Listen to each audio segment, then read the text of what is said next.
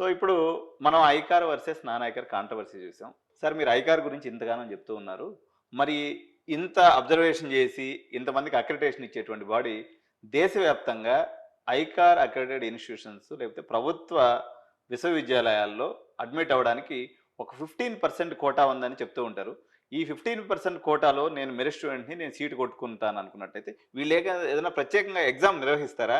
Exam నిర్వహిస్తే ఎటువంటి విధి విధానాలుంటాయి? మనం అసలు ఎట్లా అప్లై చేసుకోవాలి రాజశేఖర్ గారు చెప్పండి? ఎలాగైతే మనకు మెడిసిన్ అయితే గనక ఆల్ ఓవర్ ఇండియాలో ఎగ్జామ్ అనేది కండక్ట్ చేస్తున్నారు. సేమ్ అదే విధంగా ఇక్కడేంటంటే బీఎస్సీ అగ్రికల్చర్‌కు ఏ స్టేట్‌కో ఆ స్టేట్ ఎంట్రన్స్ ఎగ్జామినేషన్స్ అనేది ఉన్నాయి. ఇప్పుడు అటు తమిళనాడులో తీసుకుంటే గనక ఎంట్రన్స్ ఎగ్జామినేషన్ లేదు గానీ, అక్కడొచ్చిన ఇంటర్మీడియేట్ మార్క్స్ బేసిస్ మీద అప్లై చేసుకున్న వాళ్ళకు ర్యాంక్స్ ఇవ్వటము, టీఎన్ఏయూ కింద ఉన్న కాలేజెస్‌లో అనేది సీట్లనేది ఇవ్వడం జరుగుతుంది. మనకు ఆంధ్రప్రదేశ్ రీజియన్‌లో ఏపీ ఈఏపీ సెట్ ఉంది. తెలంగాణలో కూడా టీఎస్ ఈఏపీ సెట్ అనేది ఉంది. అలాగే మహారాష్ట్రలో కూడా ఎంఎస్టీ సెట్ అనేసి ఎంట్రన్స్ ఎగ్జామినేషన్‌లు ఉన్నాయి. ఇవి కాకుండా ఉన్న ఇంటేక్ పైన మళ్ళీ 15% అడిషనల్ సీట్స్‌కనేది ఐకార్ ప్రతి ఇయర్ ఒక సెపరేట్ ఎంట్రన్స్ ఎగ్జామినేషన్ అనేది కండక్ట్ చేయడం జరుగుతుంది. సో, ఇది మనకు 2023 అకాడమిక్ ఇయర్ వరకు తీసుకుంటే గనక ఏఐఈఏ యూజీ ఎగ్జామినేషన్ అంటాం. All India entrance examination for agriculture courses అనేది ఇది యూజీ లెవెల్ ప్రోగ్రామ్స్‌కి అనేది కండక్ట్ చేయడం జరుగుతుంది. ఇది ఐకార్ అనేది ప్రతి ఇయర్ కండక్ట్ చేస్తుంది.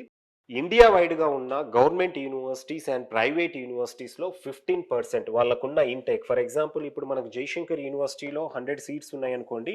దీనికి ఒక 15% అడిషనల్‌గా అంటే 15 సీట్స్ అనేది మళ్ళీ ఏ స్టేట్ వాళ్ళైనా కూడా ఈ ఎగ్జామ్ రాసుకొని ఆల్ ఓవర్ ఇండియా కండక్ట్ చేయడం జరుగుతుంది. ఈ ఎగ్జామ్ రాసుకొని ఇక్కడ సీట్లనేది సంపాదించొచ్చు.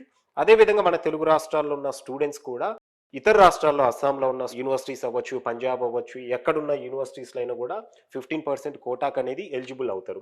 అయితే ఈ ఎగ్జామ్ కాస్త ఇప్పుడు రీనేమ్ చేసి దీన్ని కూడా సీయూఈటీ ద్వారా ఫిలప్ చేయడం జరుగుతుంది. సో, సీయూఈటీకి అనేది ఎవ్రీ ఇయర్ నోటిఫికేషన్ పడ్డప్పుడు ఎవరైతే ఇప్పుడు సెకండ్ ఇయర్ బైపీసీలో ఉంటారో స్టూడెంట్స్ వాళ్ళు గనక ఈ నోటిఫికేషన్ గురించి తెలుసుకొని అప్లై చేసుకుంటే ఇండియా వైడ్‌గా ఉన్న గవర్నమెంట్ యూనివర్సిటీస్‌లో అలాగే గవర్నమెంట్ కాలేజెస్‌లో అనేది ఒక 15% కోటాకనేది ఎలిజిబుల్ అవుతారు.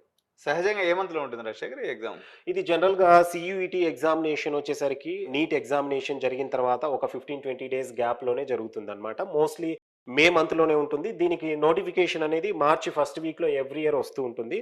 సో, ఆ టైంలో మనం ఆన్‌లైన్‌లో చెక్ చేసుకొని సీయూఈటీ ఎగ్జామినేషన్‌కనేది అప్లై చేసుకొని స్టూడెంట్స్ ఈ ఎంట్రన్స్ ఎగ్జామినేషన్ ఇస్తే గనక ఇండియా వైడ్‌గా ఉన్న ఇన్‌స్టిట్యూషన్స్‌లో కొంత ఈజీగా అనేది సీట్ సంపాదించే అవకాశం అనేది ఉంటుంది. దీంట్లో పెద్ద కాంపిటీషన్ కూడా ఉండదనుకుంటా. ఎందుకంటే నాకు కూడా తెలీదు ఈ ఎగ్జామ్ ఉన్నట్టు. చాలా మంది స్టూడెంట్స్‌కి ఇది తెలీదు. ఎక్కువ మంది బైపీసీ చేసిన వాళ్ళు స్టూడెంట్స్ ఏంటంటే ఎవరైతే అంటే బైపీసీ జాయిన్ అవ్వడమే మెడిసిన్ కోసం జాయిన్ అవుతుంటారో అందరూ నీట్ అని అదే ప్రిపరేషన్‌లో ఉంటారు. కొంతమంది ప్యాషనేట్‌గా ఉండి అగ్రికల్చర్ గానివ్వండి, వెటర్నరీ ఇలాంటి కోర్సెస్ అనుకున్న వాళ్ళు ఈఏపీ సెట్‌కి అనేది ప్రిపేర్ అవ్వడం జరుగుతూ ఉంటుంది. ఇవి కాకుండా వేరే ఎంట్రన్స్ ఎగ్జామినేషన్స్ వేరే కోర్సెస్‌కి ఏముంటాయనేది చాలా మందికి తెలీదు.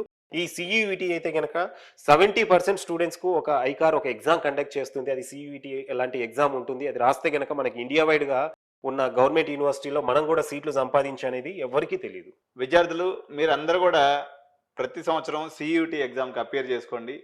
భారతదేశ వ్యాప్తంగా ఉన్నటువంటి ప్రభుత్వ రంగ యూనివర్సిటీస్‌లో అడిషనల్ 50% కోటాలో సీట్లు పొందండి.